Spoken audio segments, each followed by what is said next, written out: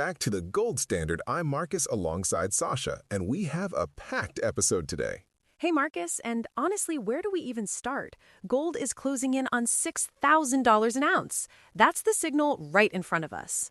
It really is a historic moment. We're going to dig into what's driving that, a Strait of Hormuz closure threat rattling bond markets, and a massive new gold discovery out of China worth nearly $80 billion. That China headline alone is wild. But here's the thing, it's not just geopolitics. Central banks are accelerating purchases at a pace we haven't seen in years. That's the structural story underneath the noise. Right. And here's the thing. That central bank demand is creating a structural price floor, not just a short-term spike. Real yield repricing is coming into play too. And silver, let's not bury the lead. Some ETFs are posting 400% gains. The bull market thesis is very much alive. Volatility doesn't break that structure. There's some nuance there, though. We actually disagree on part of the framing, so that should be a good conversation. Fair warning to our listeners. We also cover Wheaton Precious Metals, record revenue, record earnings, dividend hike. The streaming model is really having its moment. That's the data telling you something. And we close with a 3-part actionable framework for your portfolio: ETF anchoring, rate decision triggers, and streaming equity exposure. Numbers, signals, and a clear playbook. The tape tells you what matters. That's what we're here for. Exactly. Let's get into it, starting with gold's biggest story right now.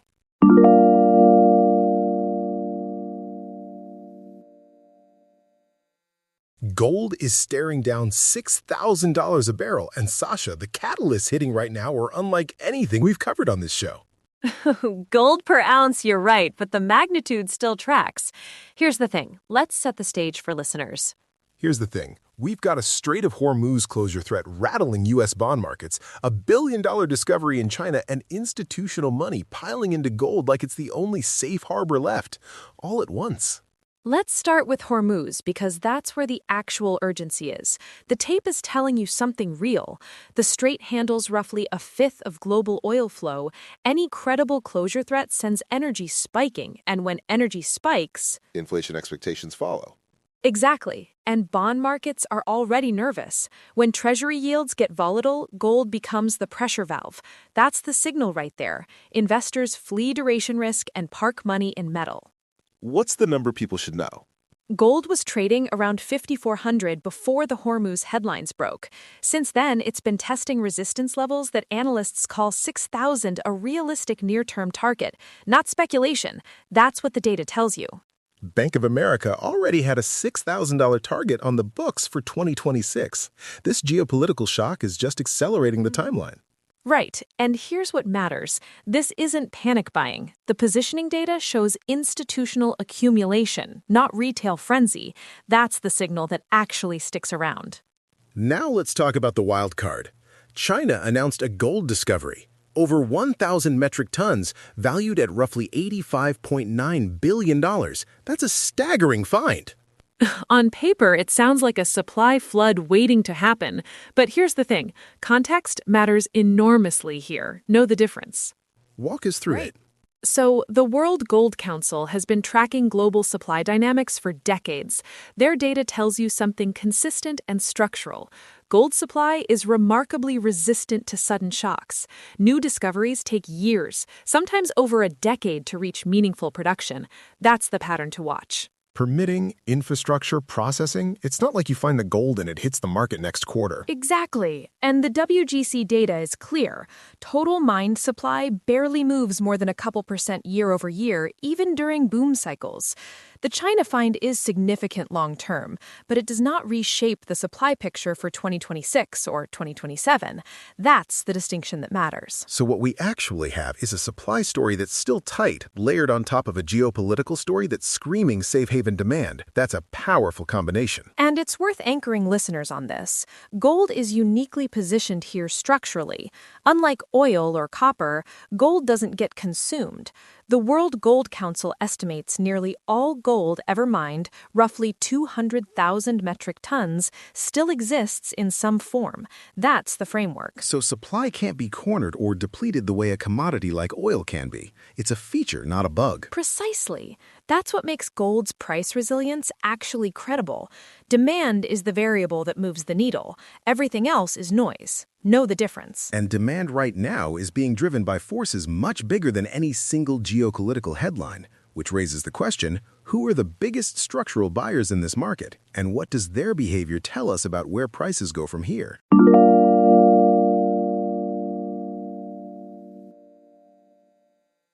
So we've been talking about the demand side, and here's where the signal gets really structural.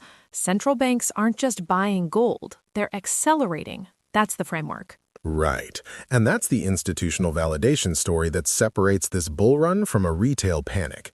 These aren't momentum traders. These are sovereign balance sheets making long-term policy decisions. Exactly. In 2025, central banks collectively added over 1,000 tons of gold for the third consecutive year, and 2026 is tracking even higher. That's not coincidence. That's a coordinated shift away from dollar-denominated reserves. The tape is telling you something real. So what's driving it? Is this purely a dollar confidence issue? That's a big part of it. Think about it this way. When the U.S. froze Russian central bank assets after 2022, every other central bank on the planet took notice. If your reserves can be weaponized, gold starts looking like the only asset that's truly nobody else's liability. That's the structural play. Geopolitical neutrality as a reserve asset. That's a phrase I'd remember. And it compounds. Every ton a central bank buys is a ton that doesn't flow to the open market. So you've got structural demand creating a genuine price floor, not a speculative ceiling. Which is actually what makes the CPI angle so interesting right now. We've got US CPI data coming in this week, and markets are already repricing gold ahead of it. Let me clarify this, because newcomers sometimes wonder, why does a CPI number move gold? So here's the mechanism. Gold doesn't pay interest. Its competition is real yields, what you earn on treasury bonds after inflation. When CPI comes in hot, real yields fall, Right. and gold becomes relatively more attractive almost immediately. And right now, real yields are already under pressure because the Fed is caught between sticky inflation and slowing growth. That's the math that matters. Exactly. So gold's bid isn't just about Hormuz or geopolitics, it's about the math of alternatives. And when central banks are simultaneously removing supply from the market, that price floor we mentioned becomes very credible. Here's what I want listeners to take away. Central bank buying isn't a trend that reverses quickly. These institutions move slowly, but they move in one direction for years. That's the structural underpinning beneath all the day-to-day noise. Know the difference. And for individual investors, that matters because it changes your risk calculus. You're not betting on a geopolitical spike holding, you're anchoring to a demand base that's institutionally supported. So the smart question isn't just, is gold expensive? It's expensive relative to what and who's buying. Well said. And that same macro logic, the dollar skepticism, the inflation hedge thesis, the search for real assets, it's not staying contained to gold. No, it's absolutely spilling into silver. And silver's story right now, that might be even more compelling than gold's.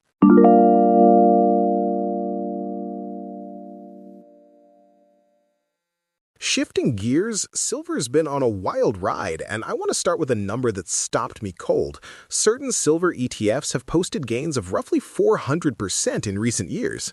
400%. That's not a rounding error. That's a structural move. That's the signal right there. And here's the thing. The Texas Precious Metals CEO came out recently and said silver's volatility hasn't broken the bull market. The swings look scary, but the key support levels are holding. Right. Volatility and trend are different animals. Silver can drop 15% in a week and still be in a raging bull market if the structure is intact. Know the difference. Exactly. And the structure argument rests on two pillars, war premium and industrial demand. Neither of those is going away. The industrial demand story is actually what gets me most excited. Silver isn't just a monetary metal anymore. That's the framework shift. Solar panels, EVs, data centers, the use cases are multiplying structurally. Which feeds directly into the supercycle thesis. The argument is that we're in a generational demand shift. Some analysts are calling it the silver tsunami. Okay, I'll push back a little here. The tsunami framing feels like marketing to me. Yes, industrial demand is real and growing, but the supply response is also real. Miners are incentivized at these prices. Fair point, although supply response in mining takes years, sometimes a decade. You don't just flip a switch. No, you don't. And that lag is exactly what supercycle believers are counting on. Demand accelerates now, supply catches up much later. Prices spike in the gap. That's the thesis playing out over time. So maybe the disagreement is about timing, not direction. Probably. I believe the bull case structurally. I'm just skeptical of anyone putting a tsunami label on something that's still playing out over a decade. Watch the structure, not the rhetoric. Fair enough. And now let's talk about the ETF divergence because this is where it gets really interesting. Domestic and global investors played silver ETFs very differently. How so? Shock. Domestic retail investors, primarily US-based, tended to trade the volatility. They were in and out, capturing short-term swings. Global investors, particularly in Asia, held longer positions. So the long-term holders captured most of that 400% move while domestic traders were chopping Right. themselves up on the swings? That's the pattern. And it tells us something important about market timing. Silver rewards conviction. The traders trying to navigate every dip often missed the core move. There's a lesson there beyond silver, honestly. The volatility is the feature. It shakes out the impatient money. That's the pattern to understand. Which connects back to what the Texas Precious Metals CEO was saying. If you understand the support structure, the volatility becomes an entry opportunity, not a warning sign. And CILJ, the Junior Silver Miners ETF, has amplified all of this. When silver runs, the juniors can move 2 or 3 times as fast. Right, leverage on leverage. Higher risk, but for investors who believe the supercycle thesis, it's how you size up exposure. So the question isn't whether silver's bull market is alive. The data tells you it is. The question is how you want to ride the structure. Now, speaking of companies that profit from exactly this kind of precious metals momentum, Wheaton Precious Metals just dropped some remarkable earnings numbers. Their streaming model is generating real proof of the thesis we've been building. Record revenue, record cash flow. Let's dig into what that actually means for investors.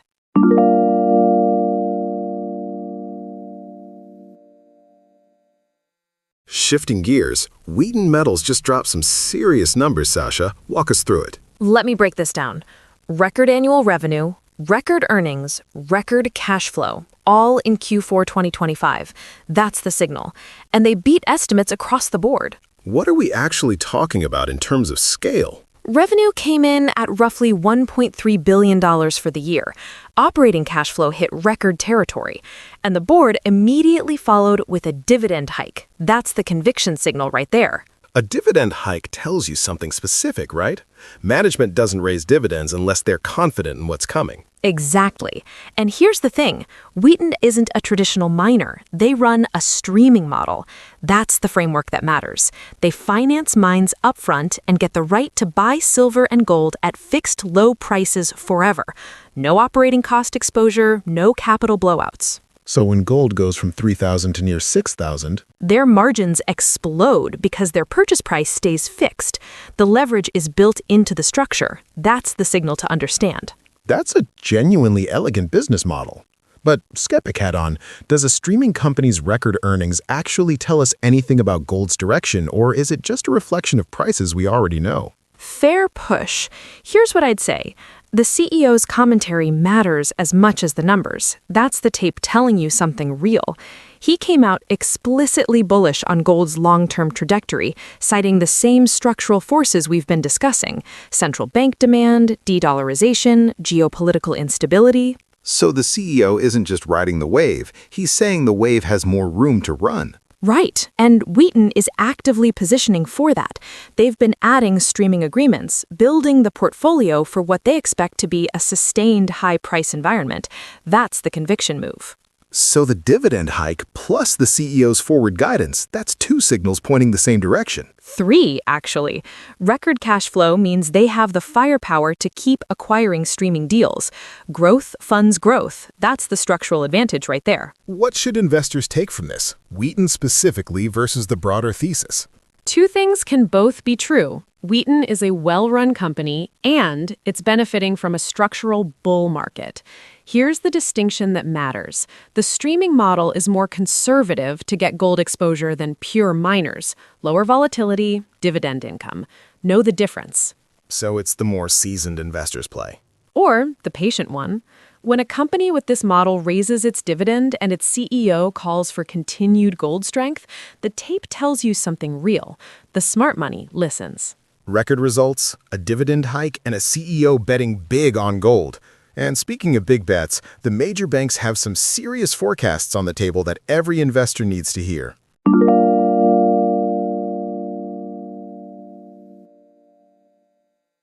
So let's put the scoreboard up. JP Morgan, ANZ, HSBC, BlackRock, they're all converging on gold staying structurally elevated. And then there's the $10,000 by 2029 call sitting out there. Which felt extreme 6 months ago. It feels less extreme today. Here's the thing. The banks aren't just chasing price. They're anchoring forecasts to the same structural drivers we've been building all episode. That's the signal, not the noise. Right, so for listeners positioning now, what's the actionable framework? 3 things. First, GLD and core gold ETFs are your long-duration anchor. That's the framework. They held up even when geopolitical event ETFs, the Iran war plays, actually underperformed. Timing event-driven trades is brutal. Know the difference. The lesson being strategy beats tactics in a structural bull market. Exactly. Second, keep your eyes on the Fed path. That's the tape to read. If rate cuts materialize, real yields fall, and that $5,000 floor gets tested as a ceiling from below. Watch that structure. Meaning $5,000 becomes the new floor, not the high. That's the thesis. And third, streaming names like Wheaton give you bull market leverage without direct mining risk. Dividend income plus upside. That's the structure working for you. So the playbook is core ETF position, monitor Fed signals, and add streaming exposure for yield. That's a portfolio you can actually hold through volatility. Precisely. The data keeps pointing the same direction. That's the signal. The tape doesn't lie. Don't overthink it.